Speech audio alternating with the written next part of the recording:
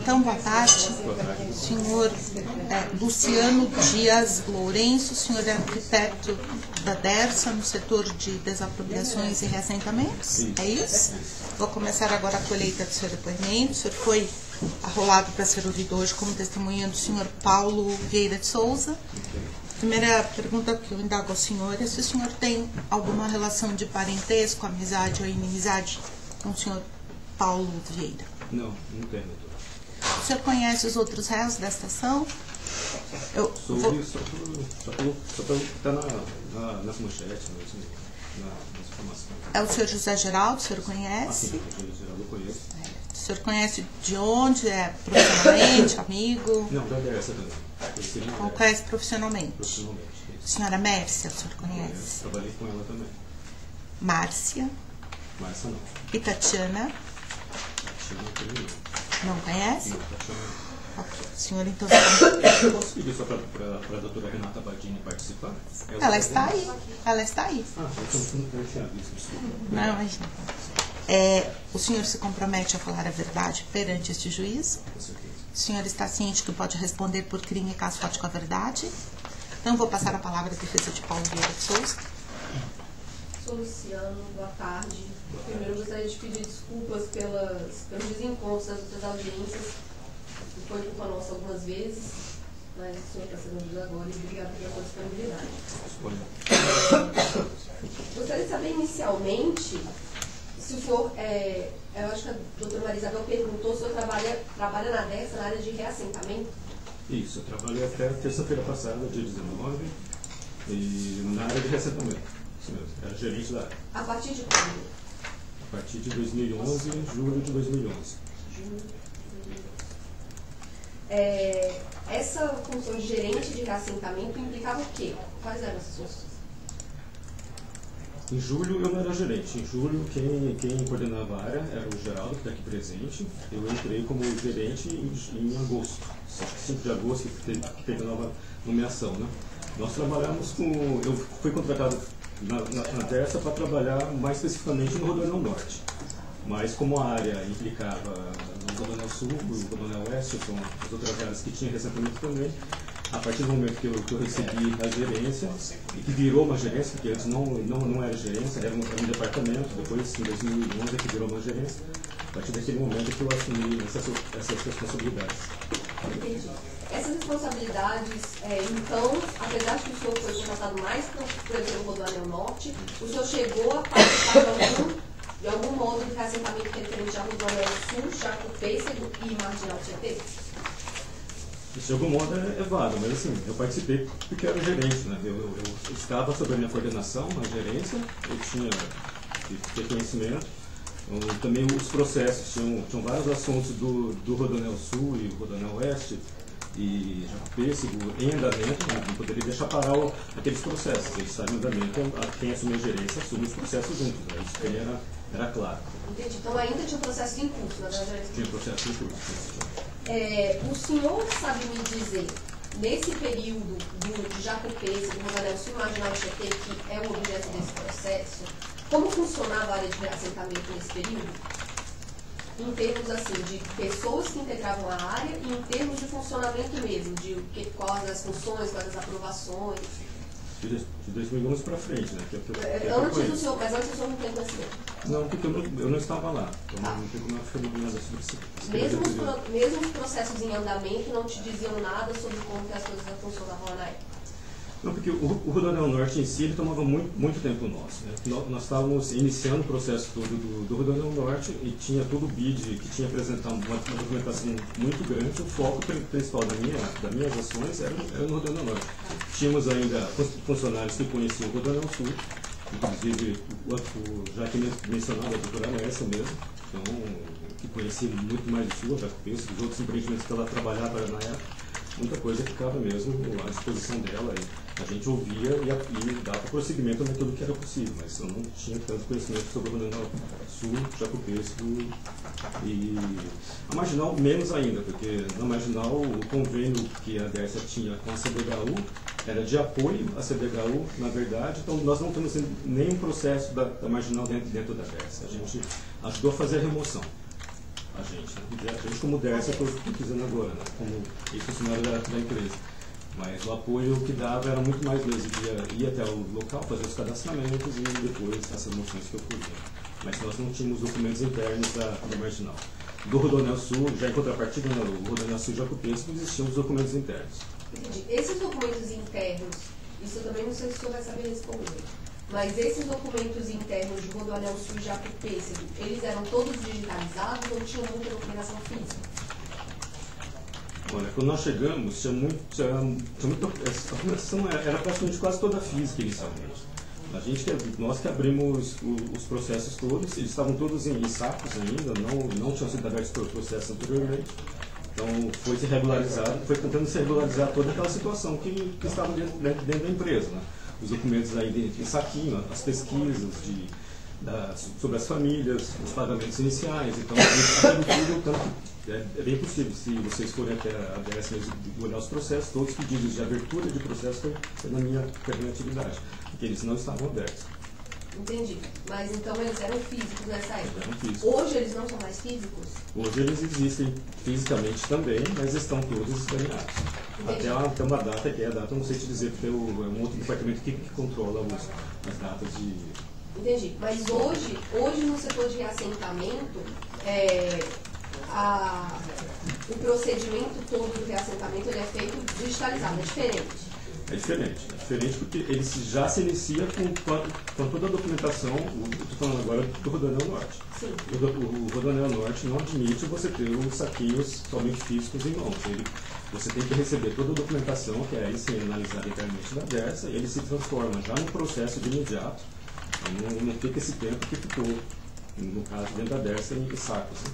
Então ele já se inicia, já é montado um processo e a documentação do Norte é avaliada já desde o começo. Entendi. Fora essa mudança, o senhor se lembra de mais alguma mudança que foi feita no setor de reassentamento após o senhor ter assumido o setor? Sim, várias. A diferença é muito grande, na verdade. Do Rodoanel Sul para o Rodoanel Sul Jacupesco para o Rodoanel Norte, o controle sobre as remoções são muito maiores. Nós exigimos que fosse feito primeiro um voo aéreo já em 2011, 2012. Nós fizemos um contrato com a base, que é uma empresa específica para tirar fotos aí credenciadas, com todo o georreferenciamento. Então, todas as áreas do Rodoanel foram fotografadas pelo avião, né? E aí sim, juntamente com a área de projeto, iam chegando para nós os projetos, a gente ia analisando qual área que era mais propícia de ser do reassentamento ou não, e já identificando os locais. Depois dessas fotos aéreas todas digitalizadas também, o projeto que a DERSA estava desenvolvendo foi jogado em cima dessa base aerofotogramétrica, né? E ali a documentação, a indicação do DUP, faixa de domínio, foi toda muito mais controlada por nós. Então, a ideia de onde estava a faixa de domínio, onde estava o DUP, qual a residência que deveria sair, esse controle era feito já naquele momento dentro do escritório, inclusive. O que ia para a área e o que ia para as empresas, para elas fazerem lá a pesquisa, já era um controle que era feito internamente dentro da DERSA. Não sei como era feito isso no Sul. Mas o que nós temos certeza é que no Norte, toda essa delimitação nós acompanhamos desde o começo. Entendi. O senhor mencionou que existia essa documentação física em relação à Rodoanel Sul, Jacupesco, essa documentação, o senhor chegou a ver ela lá na DERSA. Sim. De obras anteriores à Rodoanel Sul e Jacupesco, o senhor chegou a ver alguma documentação, se era física também? Não, só vi projeto no caso do Rodoanel Oeste. Nós tínhamos lá alguns assuntos ainda com uma cooperativa do Rodoanel Oeste, mas era uma questão das edificações que foram construídas, as famílias estavam reclamando alguma coisa que tinham casas que estavam com problemas nas suas estruturas, mas não vi processo das famílias em si. A gente tinha muito mais era contato mesmo com essa parte de olhar, já que a DERSA sempre é responsável pela construção ou pela devolução aí daquela moradia que foi removida, né? Então a questão da construção, apesar de ter sido muito antiga já em 2007, talvez anterior a isso, a gente tinha que dar lá o suporte e verificar se aquelas rachaduras era realmente a partir do momento da construção, ou se foram por mau uso, se for por algum outro motivo, mas o processo do Rodoanel Oeste, eu não me lembro aqui agora, assim, não posso afirmar que eu tenho conhecimento dele, eu não lembro. Nesse processo durante o seu exercício da sua função de gerente de reassentamento, o senhor chegou a sofrer com problemas de reinvasão? Sim, até no momento agora existem reinvasões na área do Rodoanel Norte, por exemplo. E quais são os procedimentos adotados pelo setor de reassentamento quando ele se depara com essas reinvasões? Ele não é aceito. Nós temos que ser muito duros nesse momento para não dar abertura para ficar chegando gelo também. Né? Eu não posso aceitar que cada reinvasão tenha a Dersa siga em frente e ofereça novamente a unidade habitacional para aquela família que está lá reinvadindo. E nós, por ter também a foto aérea, isso foi um grande ganho para nós inicialmente mesmo. Com a foto aérea, nós tínhamos já a imagem e a linha de corte. Quando nós desenvolvemos também o PDRI, que era o programa, que era o plano, que foi aprovado pelo BID, a linha de corte para atendimento habitacional, com unidade habitacional, né, para aquelas famílias, era a foto aérea. Então, a partir do momento que houvesse qualquer outra edificação, além daquelas que estavam registradas nas fotos aéreas, e já definidas os nossos cadastros, né, já definida também, quando você separa cada loteamento, cada área que é registrada, ela tem uma divisão de setores e subsetores. Então, os setores estavam fixados. Se tivesse uma edificação a mais, um telhado a mais, aquela edificação era identificada como nova ocupação, uma NO para a gente, uma nova ocupação, e a nova ocupação teria direito, no máximo, a um acompanhamento e a 3 meses de auxílio moradia para agilizar a remoção daquela família, ou seja, R$ 1.400 para que aquela família saísse, para facilitar a obra, que a gente sabe, a partir do momento que entra uma família com uma criança no colo, que seja, assim, é muito difícil essas integrações, elas demoram muito. Então, a gente já avisava desde o começo, se houver qualquer reintegração de colo, qualquer reinvasão, qualquer nova ocupação, ela vai ser identificada como uma nova ocupação e não tem direito à unidade habitacional. Então, isso desde o começo foi muito pautado, para evitar mesmo que houvesse aquela enxame de pessoas. Entendi. Quanto tempo demorou esse procedimento de reassentamento do Rodoanel Norte, ou ele ainda está... Ele ainda está em andamento. Desde quando? Desde 2011 com a foto aérea, 2013 iniciaram-se as obras, nós iniciamos as primeiras remoções em 2013. Quando falo em andamento, 99% das remoções já foram feitas entre 2013 e 2015. Hoje nós temos uma área que é na alça de acesso ao aeroporto, porque aquela área não entramos com a obra ainda, então tem que entrar com todo o processo de desapropriação primeiro. A área é uma área da Coab, identificamos que ali há um problema grande. A Coab não tinha completado os pagamentos, então tem famílias que são inadimplentes. Se é da Coab, a Coab passou para a Caixa Econômica, então virou uma relação com a Caixa Econômica Federal, vai para a Justiça Federal primeiro.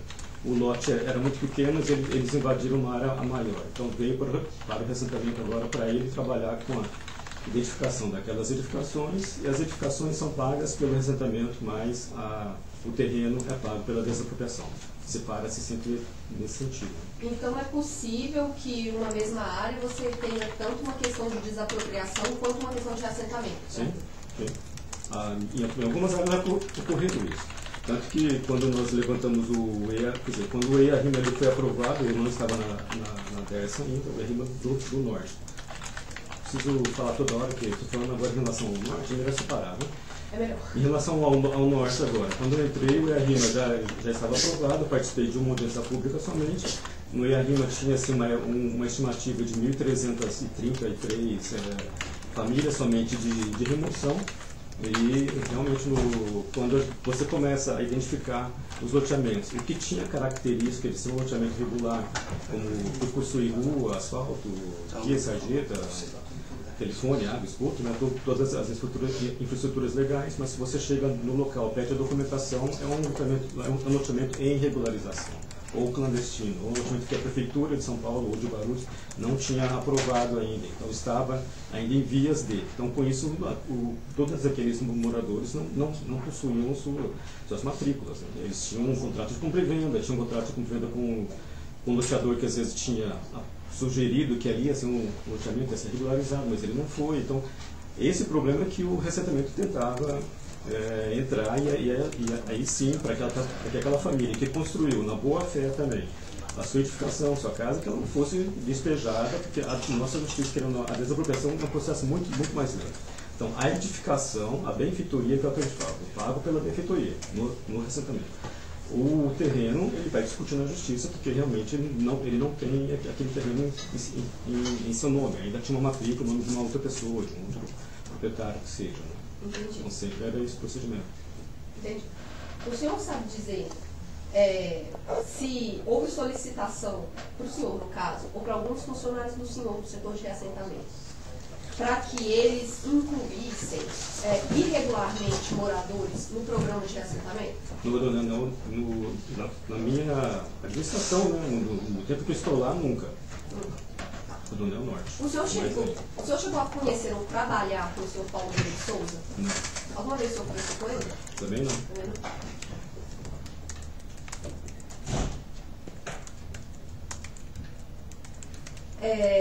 No exercício das suas funções, então, eu imagino, o senhor nunca recebeu qualquer ordem do senhor Paulo Souza? Não. O senhor já viu o senhor Paulo de Souza influenciar alguma decisão na dessa?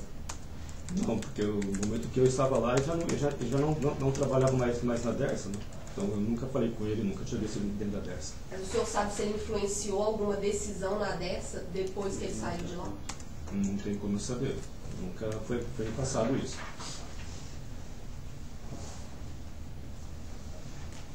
O senhor trabalhou com a Mércia no setor de reassentamento? Trabalhei. Qual que era a função que ela tinha? Ela assessorava nós nos processos mesmo de reassentamento em geral, principalmente esses que a gente tinha ainda em andamento. O Rodonel Sul, Jacopêssego, mais os dois que estavam lá em andamento. Ela era funcionária da DERSA? Não, no início não. Ela se transformou no funcionário da DERSA no segundo momento, que eu não vou saber agora a data. Mas ela trabalhava bem, sim, não posso falar mal da DERSA. A Mércia sempre foi uma pessoa que sempre trabalhou muito bem com a gente.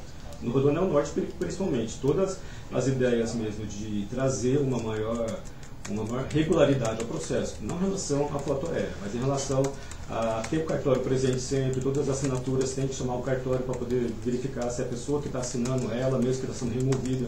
Isso foi tudo muito conversado, sugestões dela, inclusive. Ela deu apoio jurídico muito bom nesse começo mesmo, nessa alteração.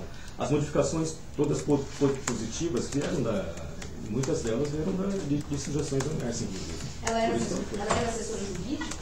Não era assessora jurídica, ela trabalhava no nosso departamento de reassentamento. O departamento de reassentamento ele não tem uma assessoria jurídica, ele tem contratados, né? Tem, no caso, ela trabalhava para a gente, não sei te dizer agora o cargo dela especificamente, mas ela não poderia usar a OAB dela, porque somente o nosso setor jurídico da DERSA é que pode ter advogado atuando como advogado. A Mércia, ela era advogada, mas ela dava apoio jurídico ao gerente, no caso era eu. Entendi.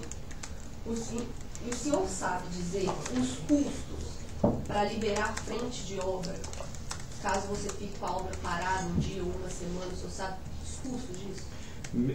Mensurar isso em valores eu não tenho. Eu sei que sempre foi dito que eram muito altos os valores, que não compensava segurar uma obra parada, porque os custos diários seriam muito grandes de maquinário, o pessoal que estaria na frente de obra e tal. Então o trabalho todo era pensado para agilizar, mas sempre muito bem programado, né? Tanto que o reassentamento lidava muito diretamente nas reuniões de engenharia, que é uma reunião onde estavam presentes todas as áreas. A gente procurava sempre estar muito à frente. Se a obra tinha que entrar daqui a um mês, eu já iniciava as remoções 2 meses antes, para poder dar certo, dar uma garantia. E depende muito de cada área também. A área como Taipas, que eram 1.300 remoções, iniciava-se muito tempo antes, iniciava-se 2, 3 meses antes. Porque a remoção, ela tem que ser uma remoção mais digna, né? Nós obrigávamos que a empreiteira tivesse lá uma ambulância junto, todo o pagamento era feito junto com aquela remoção, ninguém saía da área sem receber o seu pagamento. todas as tratativas eram muito anteriores mesmo, então toda a população sabia, eram feitas reuniões periódicas com a comunidade para poder entender quando ela vai ter que sair, qual a data, qual o valor que ela vai receber, para que ela saísse um pouco mais calma também e não tivesse problemas maiores. Né? Entendi. O senhor sabe dizer, quando nesses casos de reinvasão, que eu disse que aconteceu bastante, de quem era a responsabilidade no resolver essa questão da reinvasão? Se era da Dersa, se era da construtora, se era da empresa contratada para gerenciar o reassentamento? Quando a Dersa contrata uma empresa, ela sabe dos riscos que pode ocorrer. O que está dentro da faixa de domínio, nós sempre avisamos. Nós entregamos hoje a área liberada. Se eu entrego a área liberada, no Rodoanel Norte, nós entregamos inclusive um documento para a construtora assinar. Ela recebeu aquela área liberada. Aquela família já foi removida, então a construtora recebe o termo de entrega de benfeitoria. Então, se eu liberei já uma vez a obra para aquela construtora, para aquela construtora tomasse as iniciativas de iniciar a obra dela, ela tinha que manter aquilo livre. Eu não poderia voltar de novo e começar a remover novamente com dinheiro com dinheiro público, no caso. Né? Então, era da construtora a obrigação de remover a reinvasão. Mas no caso, chegou a acontecer, o senhor mesmo disse, às vezes na madrugada. Nesse caso, antes de você entregar a obra liberada para a construtora, a responsabilidade de resolver essa reinvasão? Não, esse caso específico nunca aconteceu no Norte. Isso, se tiver algum outro assunto, é mais referente às outras áreas, não no Norte. Ah, tá. Tudo bem. Mas o senhor chegou a falar que reinvasões houveram, mas não nesse sentido. Reinvasões que a Dersa negociava essas reinvasões. Essa que é a nossa dúvida. Quando a Dersa negociava, é porque as empresas ainda não tinham assinado esse termo de que estava liberado No Rodoanel Norte era impossível, porque eu só removia e entregava no mesmo dia o documento. Então, se houvesse qualquer tipo de reinvasão, ia ser a própria construtora, porque eu já tinha entregue o documento para ela. Eu não tirava aquela edificação se eu não pagasse para aquele morador e se eu não entregasse para a construtora o documento. Ela tinha que receber isso. O senhor sabe como funcionava no Rodoanel Sul? Não sei te dizer. Como te disse, eu não estava presente naquele momento. Não trabalhava na Dersa. Obrigada. Defesa de José Geraldo.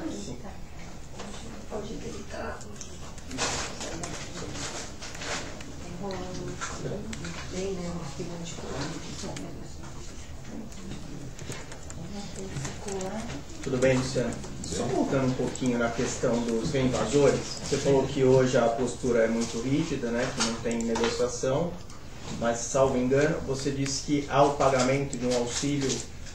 Caso, no momento em que houve a remoção, eu já tenho esse documento. Então eu tenho que entregar esse documento lá para a empresa. A empresa assina junto, o dinheiro da empresa assina. Quando há uma nova reinvasão, então, dentro da faixa de domínio, nós seguramos muito a posição de que não é a Dersa que tem que pagar essa reinvasão, mas sim a construtora. Mas em último caso, assim, se houver alguma situação em que a construtora ela comprova, não, mas eu preciso dessa obra com maior agilidade e tal, a Dersa pode atender aquele morador, mas somente com aquela NO, com os 3 meses de auxílio moradia. Não a indenização pela posse em si, mas um auxílio moradia. São 3 meses para agilizar. 3 meses do quê? 3 meses de auxílio moradia. Mas o que é? Como se fosse um aluguel? 480? É um auxílio moradia que dá 1.440, acho que é. Mas, assim, durante esse processo do Rodoanel Norte, nós seguramos ao máximo, porque a gente não tem uma nova ocupação paga por nós. Evita, mas se não tem jeito, paga o auxílio. Sim. Tá. Para tentar agilizar realmente a obra. Tá, e depois desses 3 meses, se mesmo assim não sai, como é que faz? Não, eu só pago se ele sair. Eu não posso você só paga se ele sair. Claro. Tá. Isso para mim, desculpa, é que para mim eu só pago se ele sair. Eu preciso derrubar o barraco dele, senão, desculpa também, não é a edificação dele. Eu preciso retirar aquela edificação para ir pagar. Não posso deixar aquele pique lá. Tira, já passa a máquina e pronto. Claro. Tá. Você falou que a Mércia, ela na sua gestão, O teu cargo qual que é? Eu era gerente. Pode-se dizer que você entrou no lugar do Geraldo? É que mudou depois a estrutura. Você falou que mudou a nomenclatura, né? Mudou a estrutura, inclusive. Enquanto o Geraldo trabalhava na Dersa nesse setor, o Geraldo respondia para... Nós somos divididos em diretoria, embaixo da diretoria nós somos divisões. Então, existiam 4 divisões, a divisão de obra tinha um departamento de reassentamento, que era onde o Geraldo trabalhava. Então, já naquele momento. Mas ele não era intitulado gerente? Não, ele não era intitulado gerente. Quando eu entrei, depois de um mês que trabalhamos juntos, houve a reestruturação, por conta muito mesmo do Rodoanel Norte, que tinha que ter uma estrutura muito mais pesada, mais forte para tomar conta disso. Então, o departamento de reassentamento ele virou uma divisão de gestão social. Nem era reassentamento, era gestão social. Então, ele saiu debaixo da orientação do departamento de obras e foi para a mesma linha. O que foi um grande ganho internamente, para dizer a verdade. Porque, assim, nós tínhamos acesso aí agora aos projetos, que antes, não sei como é que era antes, mas a impressão que dava ali naquele momento é que nós tivemos com essa possibilidade de virar gerente e de participar de todas essas reuniões. Então, até mesmo a discussão, essa área dá para a gente trabalhar com algum outro tipo de projeto, dá para tirar um aterro, fazer esse aterro em ponte para que não avance muito na remoção daquela comunidade. Isso deu inclusive, para poder discutir somente agora. Entendi. Nessa etapa. Entendi. E quando você assumiu esse cargo, aí você entendia alguma coisa de... Sim, eu sempre trabalhei com essa área. Desde a faculdade,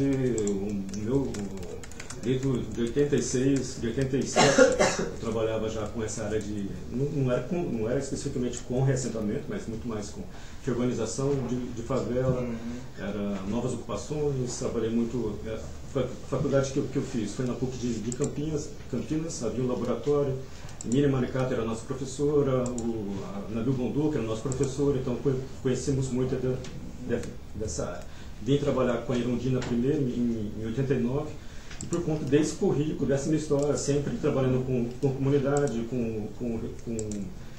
mais nessa ideia de entender a comunidade, ver o que é melhor para ela, compreender aquelas ações, discutir primeiro, tanto que a gente foi buscar os movimentos populares primeiro, antes de iniciar o Rodoanel Norte.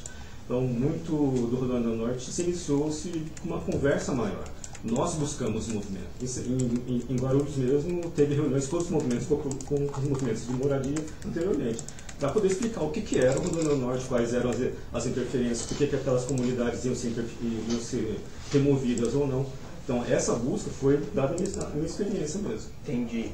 E com essa experiência tua, você consegue avaliar quem da equipe ali que entendia mais, aí, quem que entendia do assunto, que te ajudou quando você assumiu o cargo? Então, quando eu entrei, a equipe era pequena, realmente.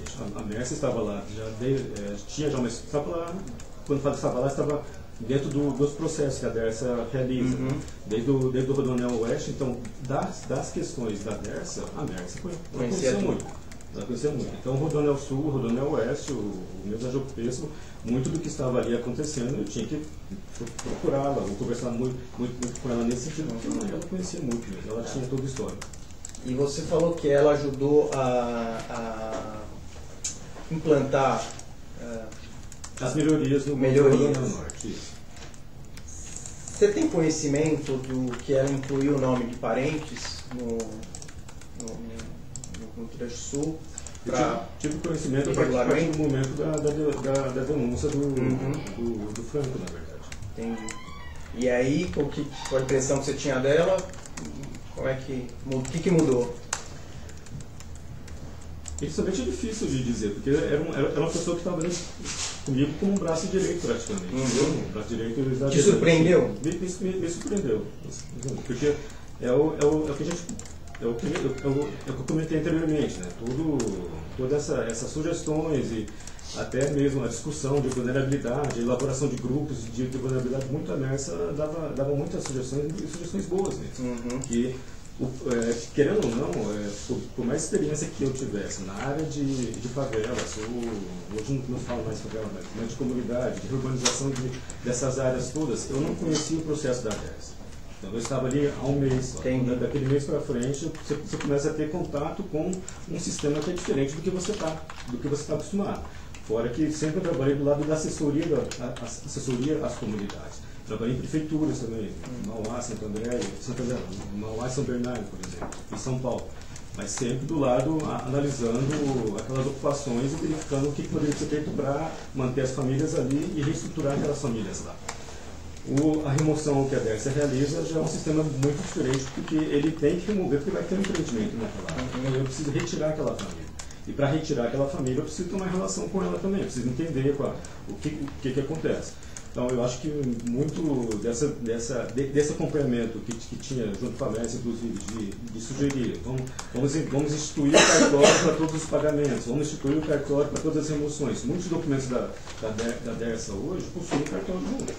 Nosso termo quando a gente fecha um termo com a família, que ela optou pela unidade habitacional, ela tem um documento que ela assina, optando pela unidade habitacional ou por receber a indenização da benfeitoria que ela construiu. Né? Depois do termo da unidade habitacional, todo esse termo, a família que vai receber, vai uma planta junto, a identificação daquela planta, onde que era aquela edificação. Então, isso para mim é um controle muito maior. Eu sei que aquela edificação, ela realmente estava na faixa de domínio, e aquela família, número X, morava naquela edificação, e com isso a família assina a primeira vez com a gente, com o cartório junto, e todos os documentos depois vão ter que vir. Com a gente que você diz, com a equipe, né?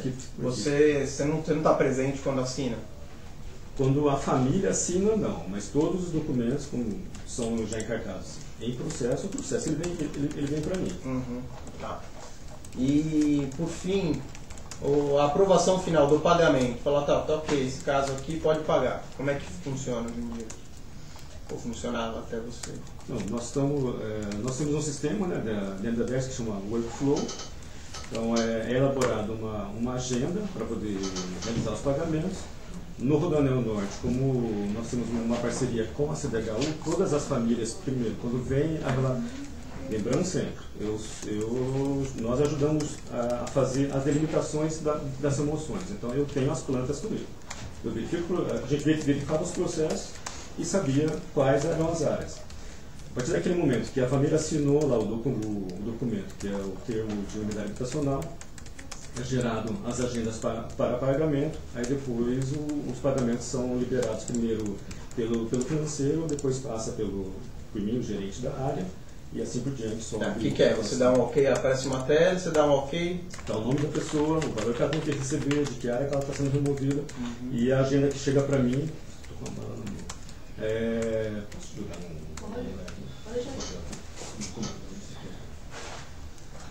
a pessoa parei, me perdi aqui agora. Que você recebe na tela, né? Sim.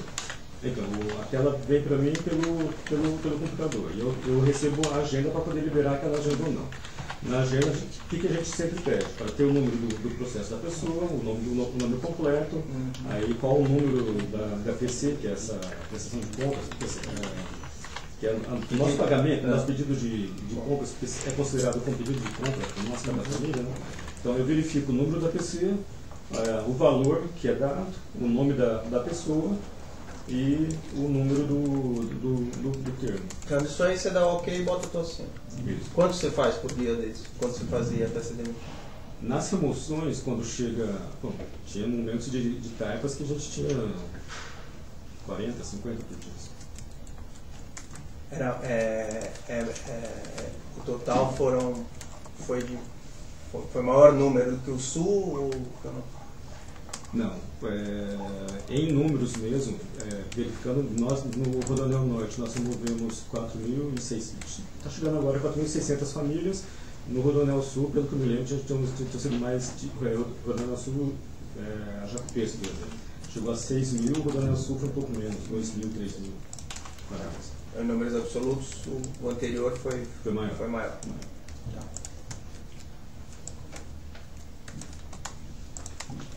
Só isso, obrigado. Só isso? Defesa de Mércio? Sim, excelente. Boa tarde, senhor Luciano. Boa tarde. Luciano, qual a sua formação? Sou arquiteto, tenho faculdade, tenho minha graduação pela PUC de Campinas, tenho mestrado pela Universidade de Kassel, na Alemanha, na área de meio ambiente e planejamento urbano, e tenho uma pós-graduação em gestão de projetos pela FIA também, pela USP. E agora uma pós-graduação também em políticas públicas pela escola do Tribunal de Contas do município de São Paulo. Antes do senhor ingressar na empresa DERS, em agosto de 2011, né? Isso. Quais foram as duas empresas anteriores que o senhor trabalhou? Eu só trabalhei em uma empresa anterior, na IEM Brasil, uma só. Anteriormente a IEM, que foi de 2010 a 2011, né? Até eu atravessei. Obrigado. Anteriormente a IEM eu trabalhei na Prefeitura de São Bernardo.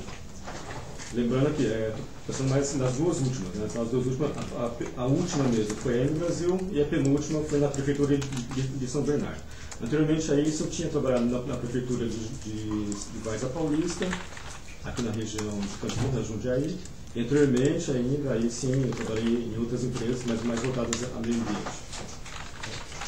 O senhor é ou foi filiado a algum partido político? Não, nunca.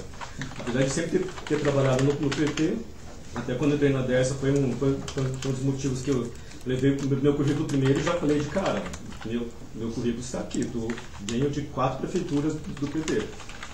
E pela experiência, muito mais, eu acho que foi dessa relação com a comunidade, eles queriam alguém que trabalhasse com a comunidade realmente.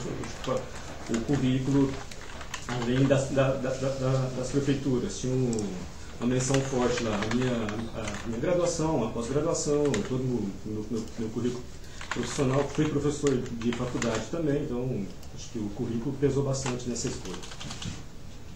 A IEM Brasil, ao tempo que o senhor trabalhou lá, tinha alguma relação com a empresa DERSA? Teve, ela tinha um contrato com a DERSA, ela trabalhava tanto, eu não lembro agora se eu já conheço muito, mas no Rodoanel Norte, com certeza, porque o Rodoanel Norte ganharam duas empresas. Ganharam no trecho norte,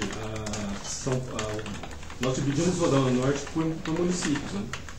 Não pela quantidade de famílias, mas no município de São Paulo. A empresa que ganhou, tudo por licitação, corrida internamente à DERSA, tinham que apresentar propostas, as propostas eram analisadas. A empresa que ganhou em São Paulo foi a Diagonal, em consórcio com a Núcleo, e depois Guarulhos, Arujá, são municípios que tinham uma remoção menor, então por isso que se juntou esses dois municípios. Só para ter uma ideia, Arujá tinham 4 famílias para serem removidas, então não tinha por que ter uma empresa só para 4 famílias. Então juntamos Arujá com Guarulhos, e nessa a IEM Brasil ganhou, acho que também em consórcio, ela sozinha, não me lembro agora, posso trazer depois informações. Como o senhor ingressou na empresa DERSA? Através da entrega do meu currículo, eles perguntaram, eles estavam buscando uma pessoa para trabalhar com reassentamento, e eu entreguei meu currículo. O senhor Franco, no depoimento dele, disse que o senhor tinha uma relação de parentesco com o presidente da DERSA à época. Não, eu tenho, ele é meu primo. Quem é essa pessoa? Lourenço Casagrande Lourenço. O pai dele é irmão do meu pai. O senhor, ao ingressar na empresa DERSA, o senhor levou algumas pessoas da sua equipe da outra empresa anterior? Na outra empresa eu não tinha equipe, eu era um técnico, um arquiteto. Eu trabalhava para o programa Cidade Legal, nem tinha contato com a DERSA na época, e não trabalhava com reassentamento na época da IEM Brasil. Mas pessoas da IEM depois, nós sugerimos mesmo, assim, porque eu conhecia o trabalho daquelas pessoas. E algumas pessoas acho que foram contratadas depois. Nós até falamos, já que a IEM ganhou, tem assistência social que conhece o trabalho, que sabíamos que trabalhava bem com essa relação com família, acabava dizendo que seria interessante, já pela experiência que aquela profissional tinha, mas sem obrigação nenhuma. A empresa tinha total liberdade de indicar qualquer profissional dela. Certo. A análise das propostas de licitação, o senhor sabe se a senhora Mércia participava? A análise inicial era feita por técnicos nossos. Nós pegávamos as propostas todas, a inicial já era por outras pessoas, né, ou o técnico da própria licitação, que via a questão de tudo de documentação, se precisava a pontuação correta ou não, tal. Depois subia lá para o nosso departamento. Com o nosso departamento, a Mércia participava. Certo. O senhor se lembra de algum líder comunitário chamado Hamilton? Na época a partir do Rodoanel Norte, tinha chegou a aparecer um assessor de um vereador, o Milton, mas eu não tinha relação com ele porque nós estávamos tratando do Rodoanel Norte. O Hamilton veio uma vez ou outra com comunidades também, porque passava por São Paulo. O Hamilton trabalhava em São Paulo, dizia que apoiava um vereador, não sei dizer agora nem o nome do vereador, porque não me interessava esse tipo de relação. Eu não perguntava isso para ele também, porque não tinha porquê. Ele veio acompanhando o deputado Zico Prado algumas vezes, veio trazer uma demanda para que desse uma atenção maior a algumas comunidades. Mas a gente sempre trabalhava nisso. Se a família está dentro da nossa área de remoção, ele vai ser removido. E o atendimento é o mesmo para todos. Então, batia muito nessa tecla sempre. Houve algum pedido para inclusão de famílias? Rodoanel Norte, não. Algum outro trecho do cinema? Não tenho essa informação.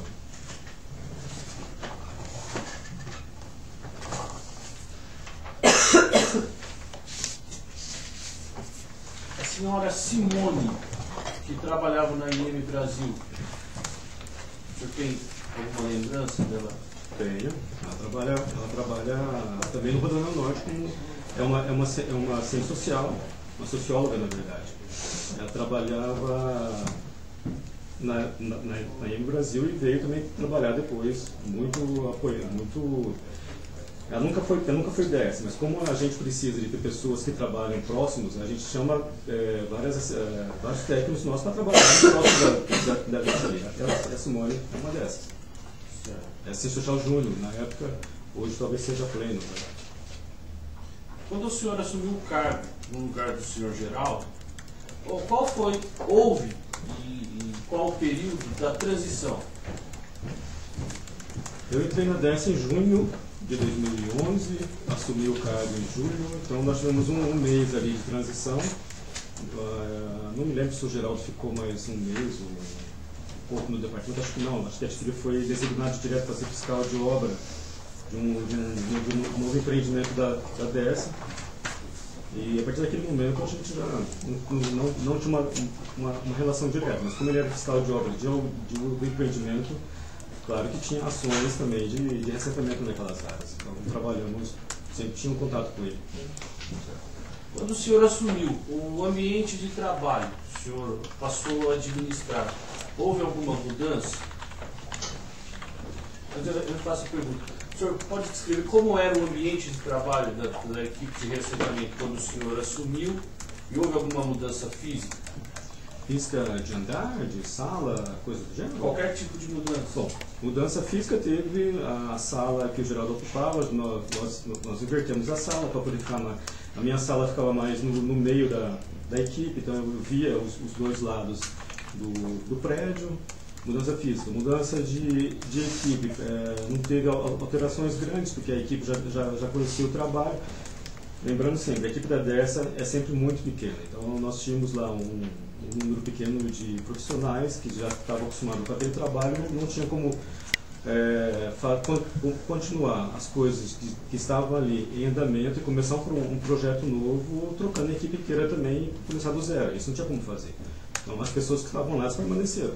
Inclusive o Franco, a Valéria, que era do financeiro, o Sr. Sidney, toda a equipe mais antiga, a Mércia, essa equipe toda permaneceu. Como era o sistema das mesas, onde as pessoas trabalhavam, os ambientes de trabalho? Era por células, eram mesas separadas, cada um tinha a sua sala, era por bairro? Não, era um salão aberto, onde nós tínhamos células, né, em 4 baias de 4 pessoas. Tinha uma secretária que ficava próximo ao gerente, que aí atendia a gerência, e não tinha grande divisória, não tinha divisória nenhuma, era um salão aberto mesmo, que todos seguiam praticamente.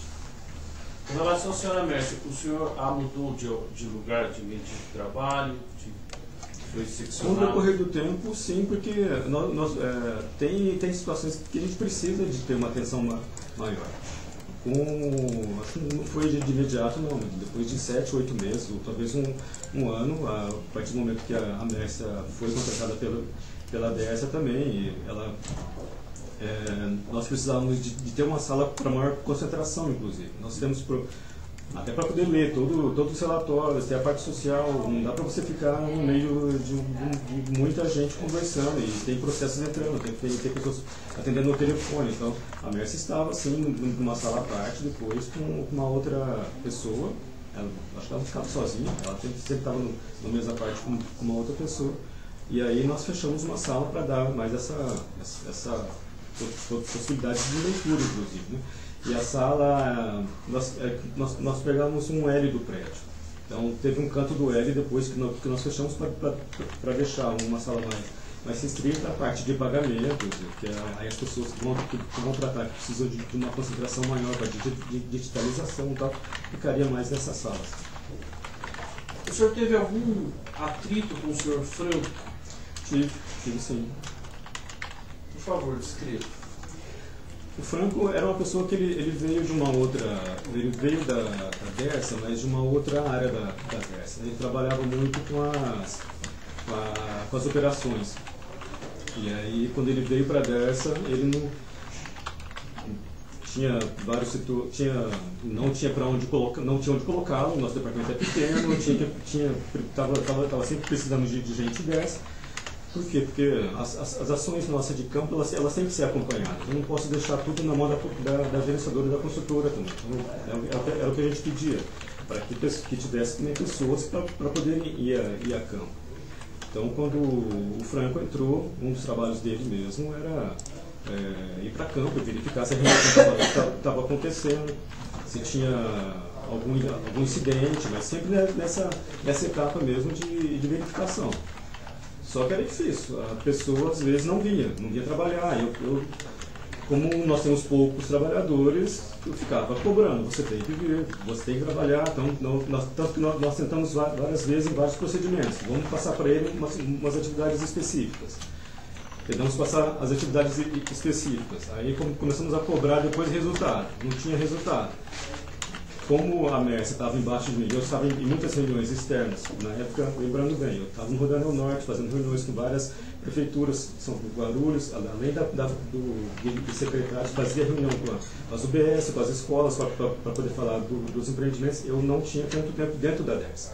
Então a Mércia ficava na Dersa e eu cobrava dela, precisa colocar o Franco para trabalhar. Foi nesse sentido que aconteceram os maiores embates nossos, de cobrar, inclusive. Se baixasse a catraca da Dersa, tinha 3 dias que ele não ia trabalhar. Assim, tinha que ter um embate com ele. Não poderia aceitar também que uma pessoa trabalhando para mim que não trabalhava.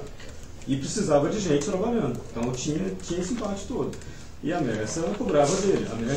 Eu cobrava da Mércia porque a Mércia estava mais tempo ali dentro. Falava, nós temos que ter resultado, a gente tem que ter uma resposta. E o embate foi gerado nesse sentido. Uma vez eu cheguei mesmo, foi aí que a Mércia falou, briguei com o Franco, né, por cima. Falei, vamos chamar ele, vamos conversar nós.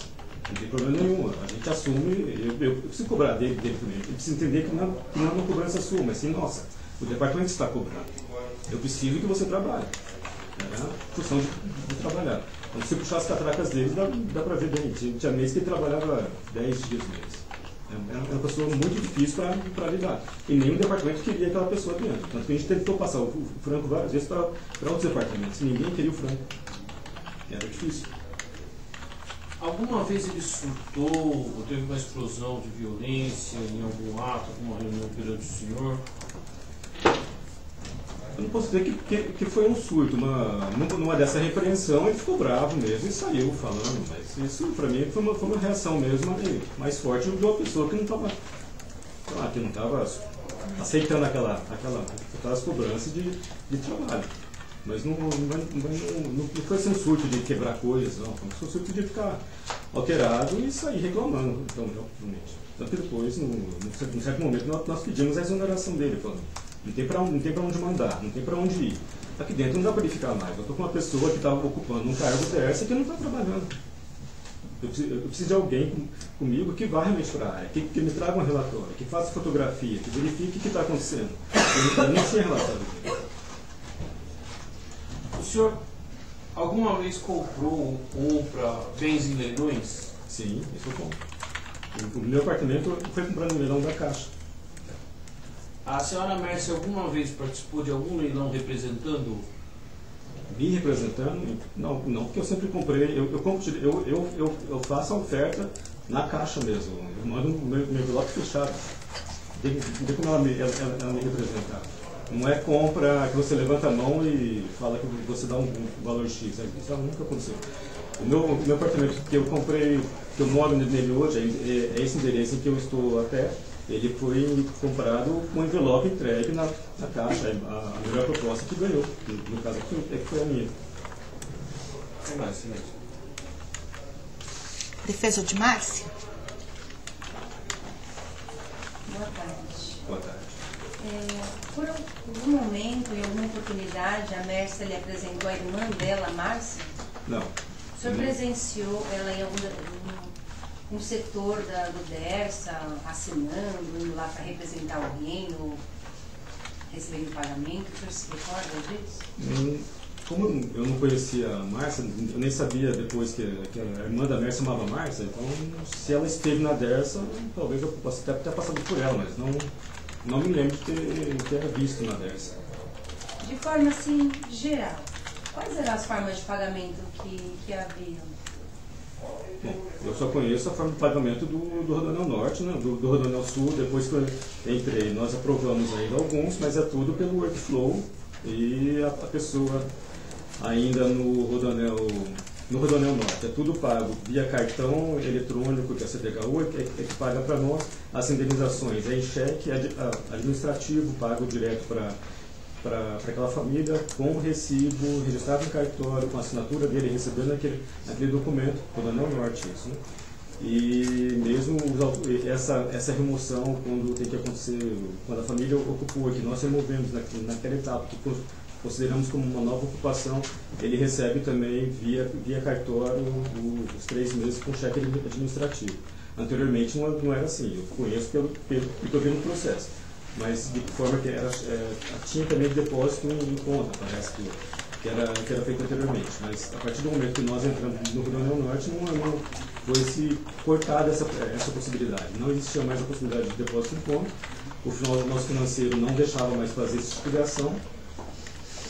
Se tivesse que ocorrer algum depósito em conta, era o último recurso. Acho que ocorreram 3 ou 4 por situações adversas, que não vou me lembrar o motivo agora. Mas o sistema era esse. Pagamento em dinheiro. O senhor viu alguma vez circular dinheiro, levar no local para pagar em dinheiro? Não, a partir de 2011, não. E antes disso, o senhor acha que havia pagamentos em dinheiro acima de 10 mil, 20 mil? O senhor tem ideia? Não dá para saber. O senhor não soube por outras assistentes sociais, outros funcionários, nada a respeito? Não, a gente houve boatos, mas eu preferia nunca ficar mirando nisso, porque eu tinha um trabalho muito maior. Nós tínhamos que fazer um trabalho inicial, que era o Rodoanel Norte. Então, por mais que você ouça isso entre pessoas, eu falo, eu não vou ficar nesse tópico agora, porque não era o meu foco, nem era o meu interesse ali. Se tinha ocorrido, eu não sei, não presenciei esse tipo de ação, mas tinha boatos.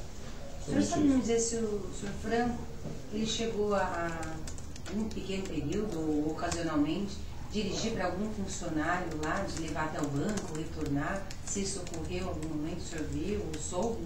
Não, isso eu não soube. Havia algum cofre lá no setor de assentamento, ou em algum andar? Havia um cofre, sim, mas quando eu vi o cofre ele estava aberto, sem chave, ele não tinha função nenhuma de cofre. No momento que eu conheci que tinha um cofre naquele apartamento. Desculpa, o senhor falou que pertencia a uma outra empresa, M Brasil, é isso? Eu trabalhei na empresa M Brasil 2009, 2010 e 2011. Quando ela estava concorrendo para a licitação, o senhor era funcionário dela ou do Dersa? Na licitação eu já era do Dersa, eu não trabalhava mais na M Brasil. Não trabalhava na M Brasil, ela participou da licitação. O senhor sabia, porventura o senhor sabe dizer se era preço, técnica, preço? Toda a licitação do Rio Grande do Norte acompanha sempre a estrutura do BID. O BID sempre cobra técnica e preço, onde a técnica tem um peso muito maior do que o preço, então segue a legislação do BID. É técnica e preço. Só reformulando, o senhor entrou em junho de 2011. Qual o período que ela chegou a ganhar a licitação, prestar serviço? A licitação para o ressaltamento ocorreu no final de 2012, ou início, acho que abriu a licitação no meio de 2012, ou talvez um pouquinho antes, maio de 2012, para aí finalizar a licitação ainda em 2012, para iniciarem as remoções em 2013.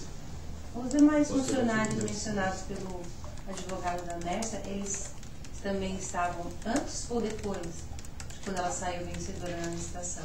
E quando eles foram para o Dersa, eles foram antes ou depois dessa licitação?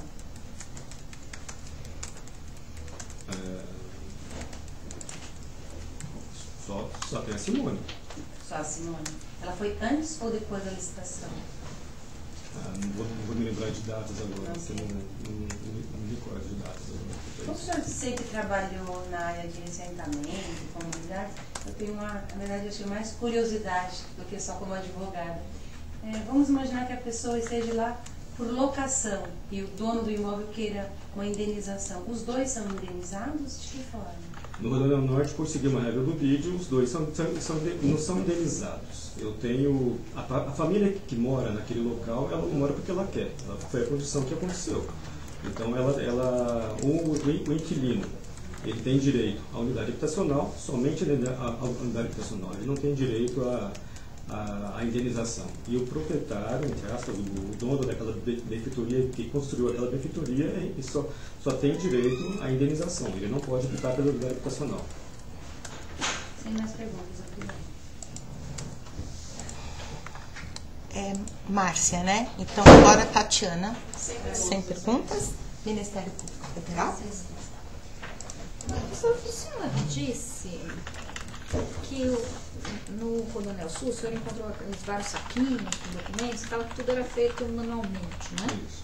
Mas tinha um sistema, acho que Proteus, alguma coisa assim, tinha alguma coisa. Então, o que era feito em papel e o que era feito no sistema?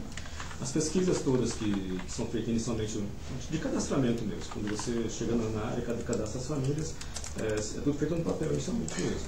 Então, são preenchidos os nossos relatórios e é entregue na Dersa esses relatórios. Quando nós chegamos, o que estava em tudo em saquinhos ainda e cópias eram esses relatórios.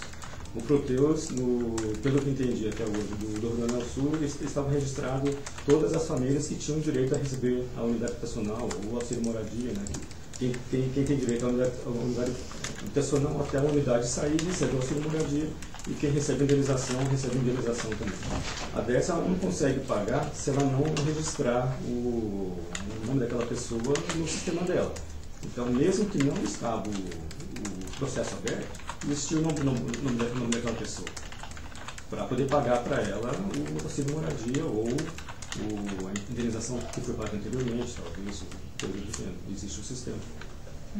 Então deveria ter algo no sistema para cada pagamento. Mas não estava no sistema todo o processo. É isso que a gente falava. Os saquinhos estavam. Então um saquinho era vinculado a um processo eletrônico. Que foi aberto depois, isso. Né?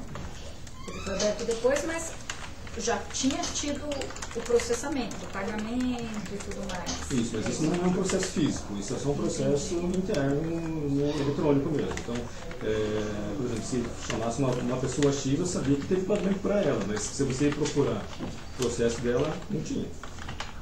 tinha pagamento. E os saquinhos. E os saquinhos. Aí nós procurávamos os saquinhos. Não pode ser assim, vamos abrir todos os processos. Passamos meses abrindo o processo. Entendi. E nesses saquinhos, que documentos que tinha? A pesquisa inicial tinha os documentos pessoais da pessoa que compunha a família e pagamentos também, recibos de pagamento, tanto de aluguel ou da indenização, de primeiro mês, segundo, assim por diante. Né? O que era essa pesquisa inicial? Você chega na área e procura identificar primeiro quem mora naquela edificação. Então, é o primeiro contato físico diretamente com aquela família. Né? No Rodoanel Norte, nós chamamos as famílias para conversar e já identificando cada casa lá para o seu selo, chamamos ela para uma reunião. Pelo que eu entendi, ou pelo que eu vi dentro dos processos anteriores, a pesquisa era feita em área. Então batia-se de casa em casa, verificava-se quem morava naquela casa, falava com quem estava ali presente, ele dizia o nome, se tinha filho, se era casado ou não. Então essa é a primeira pesquisa que é feita, que é um arrolamento que nós chamamos, né? Para identificar quem são as famílias que moram lá. Então, é um documento social, assim, não? Isso, mais uma pesquisa, 4 folhas, às vezes nós aumentamos um pouco mais com outras questões de gênero, inclusive, que quase isso não tinha.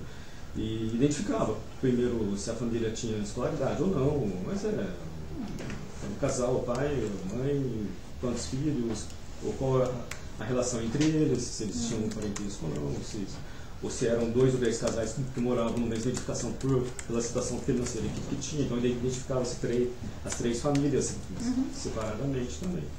E tinha plantas da casa, fotos? No Rodoanel Sul nós colocamos depois as plantas. Mas não tinha fotos? Porque... Tinha foto porque aí sim tinha os laudos. Os laudos existiam. E esses laudos ficavam dentro do saquinho também? Dentro do saquinho também. E o que é? Como é que eram esses laudos? O laudo sempre vinha na primeira página, tem o nome de quem é o beneficiário, uma foto da fachada da casa. Na sequência vinha a avaliação, a indicação, a casa composta de paredes de alvenaria, uma pequena descrição dessa composição da casa. Segunda página descreve um pouco, aí já mais baseado em índices do IBAP e da BNT mesmo, qual a característica, se é rústica, se é mais bem acabada, tem uma sequência toda de itens nesse sentido. Terceira página tem mais fotos, são 2 fotos de cada lado, 6 fotos na página, então indicando como que era aquela edificação, e por último vinha uma plantinha da casa indicando, mas não tinha a localização daquela casa. É isso que a gente depois tinha que ficar procurando, onde que estava aquela casa. Mas tinha algum endereço? Tinha endereço, mas como a gente tem hoje as nossas áreas de remoção, né, principalmente quando se trata-se de área de ocupação espontânea, de ocupação irregular e tal, eu não tenho endereço de direito. Eu tenho, às vezes, Viela 2, casa 20. Então, assim, eu preciso encontrar aqui. Então, até pra gente mesmo, tentar localizar quem faz para nós esses mapas. Hoje, no Rodoanel Norte, nós temos os mapas baseados na nossa foto aérea. E nós começamos a cobrar que as gerenciadoras apresentassem os mapas também do Rodoanel Sul e JPP Sul, porque faltavam esses mapas. Então tinha que tentar identificar. Então, mesmo as casas que não encontrávamos, nós consultávamos aonde está esse endereço, onde está essa edificação, dependendo da planta, que precisa ter isso registrado. Quando não se planta, o senhor era precisar uma planta aérea, uma foto aérea com a identificação daquela edificação. Da gleba, assim, o que é? A gleba, se estava naquela faixa de remoção, né? E chegamos a fazer até agora algumas buscas assim de pegar a foto do Google mesmo, o Google Earth, né, tem a possibilidade de você colocar o histórico também. Então tem fotos de 3, 4 anos atrás, né? Até mais, 5, 10 anos atrás. Você pega a sequência de fotos e mostra onde está o empreendimento. Então, pedimos para a gerenciadora, se a gerenciadora não apresentasse, pedimos pelo menos para poder indicar onde que está, onde que era, e tentar localizar, né, para ver se está na faixa de domínio do DUP. Isso nos empreendimentos anteriores. No Rodoanel Norte nós tínhamos a faixa do DUP, nós tínhamos a foto aérea feita pela base, que é a empresa registrada, então tudo muito mais feito com uma ordem melhor. Entendi. Então, para fazer esse laudo, o laudo é arquitetônico, assim, Isso. né? É um laudo de benfeitoria, né? É necessário entrar na casa. É necessário entrar na casa, tirar a medida, eu preciso indicar o tamanho da casa, então eu meço todos os cômodos, falo qual foi a posição dos cômodos, por isso que a gente pede para poder tirar foto de todos os cômodos, inclusive. Mesmo que seja uma edificação muito precária, muito pequena, de 2x4, que seja, não precisa tirar foto dela. E indicar, inclusive. Então não precisa ter foto. E os tamanhos, para poder mensurar, até para eu poder pagar, eu vou pagar uma edificação, é jovenaria, mas qual o tamanho daquela área? Então eu tenho que ter uma área mínima mesmo, de 30 metros quadrados, 40 metros quadrados, o laudo é baseado nisso. Tá. E esse Proteus, que ligação que ele fazia com o laudo, com essa descrição da casa? Ele dizia, é o laudo número X, ou como é que era? Assim, como é que eu sei que este Proteus tem a ver com este saquinho? Pelo nome da família somente. Pelo nome da família. Então, só constava o nome da família para dar autorização de pagamento, por exemplo. O nome da família. Podia ser R$10 mil, R$100 mil, só tinha o nome da família. Nos anteriores, do que eu conheço, é isso. Sim. Do Rodoanel Norte, não. Por isso. Sim, entendi. Nos anteriores era assim. Então, para autorizar, alguém deveria manusear esses documentos físicos, na verdade, para poder Tinha que ter uma ideia do... porque o laudo ele te dá um valor. Então, o valor é que entrava no Proteus. Hoje o Proteus sobe, inclusive, os laudos todos hoje. Hoje sobe tudo. Até colocamos todos os laudos anteriores. Eu não sei te dizer agora em relação ao Rodoanel Sul e o anterior, mas do norte, no Proteus, com os seus laudos dentro do Proteus. É que é copiado, assim, o nosso sistema que faz o escaneamento de todos os processos, eles são no Proteus. Os pagamentos são no workflow, não é no Proteus. O Proteus tem mais essa função de receber os processos, na verdade. Entendi. Então, quando se liberava o pagamento, assim, mas isso em 2011 era o workflow, né? Não, o workflow é até hoje. Dentro do workflow é que libera o pagamento. O Proteus eu vejo o processo. Entendi. O senhor disse que... Até agora que o senhor disse aí os quantitativos de removidos, o senhor disse que no Rodoanel Norte, eu só gostaria de confirmar esses números. No Rodoanel Norte, por aproximadamente 4 mil famílias, chega a 4.500 a 4.600. Tá, aí o senhor disse um valor da JP e o valor do Rodoanel Sul. A JP subiu quase 6 mil famílias e o Rodoanel Sul 2.000, 3.000 famílias. Quando você fala essas famílias, são as famílias desalojadas ou pela primeira vez ou invasores desalojados, tudo junto? Porque quando eu entrei só tinha o número final, então eu não tinha essa separação de números, de quem tinha sido de quem reinvadiu. Então desses 6 mil poderiam ser 3 mil famílias e 3 mil invasores. Então diz que as invasões ocorrem até hoje? Invasões em áreas já removidas adversas, isso ocorre. Nós sempre entramos com a reintegração de posse, mas o processo hoje é jurídico. Eu não entro mais lá com ressentamento. E essas reintegrações de posse, normalmente há uma liminar, né, que é concedida, há alguma possibilidade de elas não serem cumpridas? Elas vêm sendo cumpridas? Ela tem que ser cumprida porque, hoje no Rodoanel Norte o empreendimento não é da DERSA mais, né? É do DR também o empreendimento. A DERSA realiza a obra. Então toda a área que é desapropriada eu entrego para o DR. O DR vai conceder essa obra como a gente tem o Rodoanel concedido a empresas privadas, né? O Rodoanel Oeste e o Rodoanel Sul. Então, para a concessão ocorrer, as áreas desapropriadas que fazem parte do empreendimento não podem serem concedidas ou ocupadas. Então, precisa ser cumprido. Então, quando houver uma liminar de reintegração de posse, há a possibilidade de algum político pedir para não cumprir, para não tirar as famílias? Aconteceu com o senhor? Não, de pedir para não cumprir, não. Pede para olhar com mais carinho, com atenção, mas isso comunidades específicas. Foi... Como eu já disse, aí no Rodoanel Norte teve o Curisco, que tinha um Zico Prado mesmo muito presente, mas ele intervia mais no sentido de pedir para que fosse valores corretos. A gente apresentava os valores e a população nem sempre gosta do laudo que você apresenta. Mas o que a gente fala, a gente segue uma metodologia. Então tinha ele nessa região do Brasil Novo e por isso, por exemplo, que era o deputado que mais aparecia na DERSA. Quando aparecia, a gente fala, poxa, mas ele está trabalhando tão corretamente, precisa de trazer um deputado junto. Não podemos nós conversar lá com a comunidade, mas a comunidade se sentia mais respaldada com alguém de fora. Então, Vereadora Juliana Cardoso chegou aí lá? Juliana Cardoso, esse nome não tem na minha memória. Juliana Cardoso não. Deputado Adriano Diogo. Na minha época não, eu vi isso do Rodoanel Sul, do Rodoanel Norte, ele nunca. Então, quando tinha uma decisão de reintegração, assim, desde que o senhor trabalha lá, ela simplesmente era cumprida. Segue-se o rito todo até o processo. Nós não chegamos a ter uma ação concreta ainda até hoje. Nós tivemos solicitações, né, porque as ações estão sendo liberadas agora. Nós temos uma ação no Brasil Novo, que é uma área remanescente. Ela está fora da parte de domínio, mas apesar do DUP ser menor também, mas era um remanescente encravado, com uma área de vegetação, então a DERSA teve que ficar na ação de desocupação para aquele remanescente. Essa área ela foi invadida, hoje não possui uma árvore mais sequer, infelizmente, que era uma área muito coberta de vegetação, e essa área está solicitada a reintegração de posse, porque ela faz parte de um remanescente que pertence ao Rodoanel. Então essa ação precisa continuar. Porque não foi ainda o momento, não saiu ainda liminar para ela. Ou se saiu, não foi cumprido.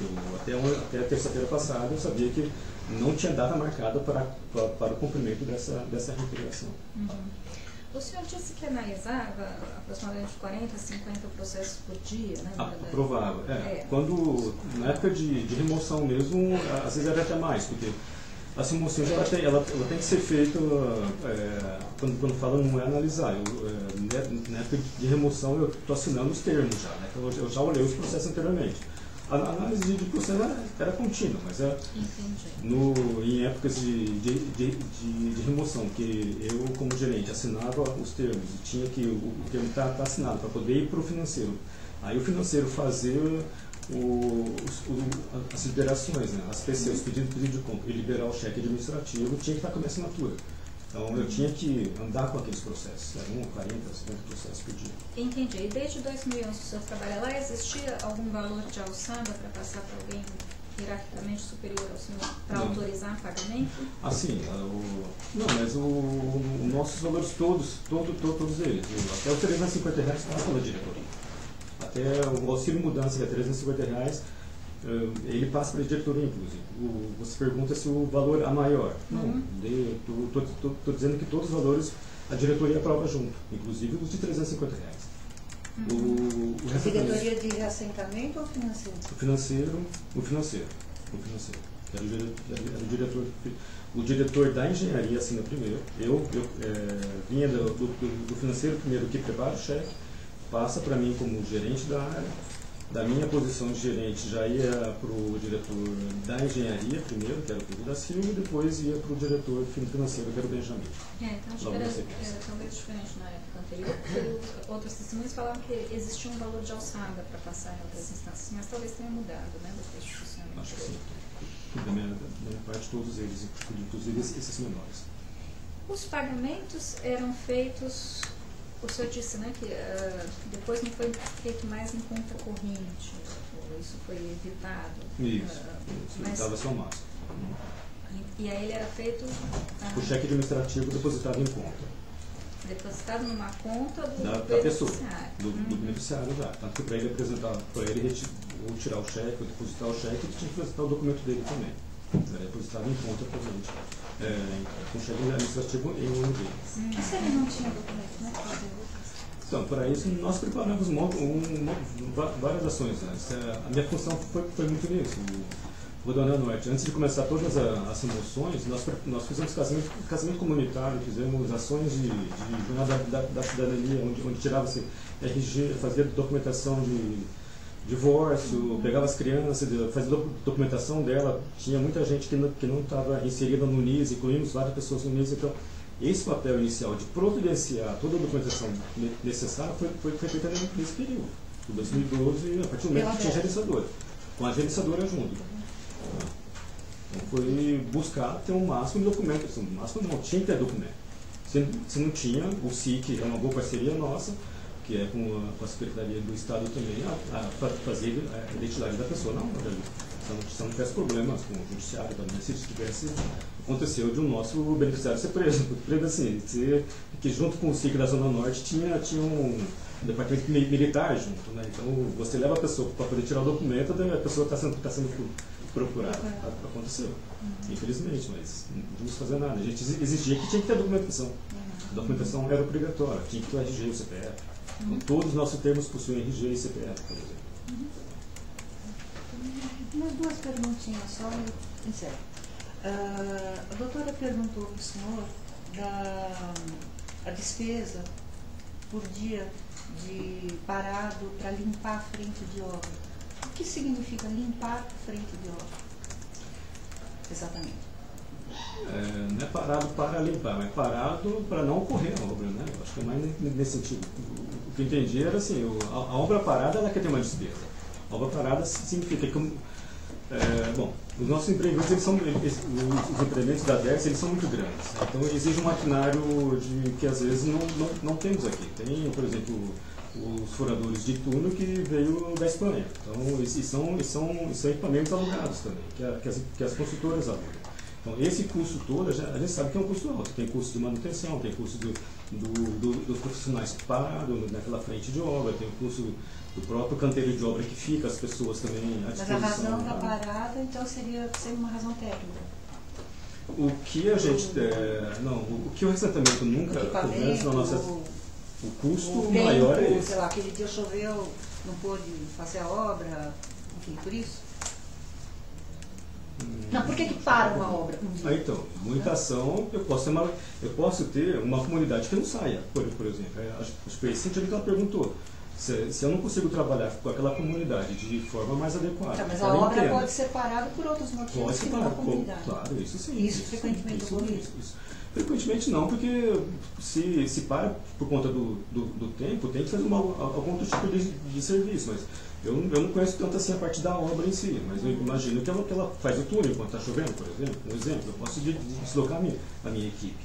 Mas se eu tenho uma frente de obra, tanto que as prioridades de frente de obra eram feitas em conjunto com as LIs, com as licenças prévias, quer dizer, que a CETESB dava para nós. Então, eu sabia mais ou menos qual que é o trecho que a obra vai entrar primeiro. Então, a minha função como gerente dessa área do ressentimento era saber as datas e trabalhar com isso. Vamos ter que resolver para que naquela data X a empresa consiga ter aquela área vazia, sem interferências de edificações, de pessoas, de coisas, né?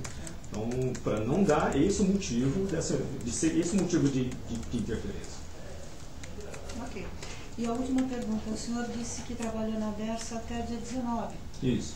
O senhor saiu, foi demitido, o que aconteceu? Eu fui demitido, teve demissão. Alguma razão específica? Veio escrito como contenção de custos e despesas. O senhor já está trabalhando em outro lugar? Não. Só isso, obrigada. Ok, terminamos? Então podemos desligar?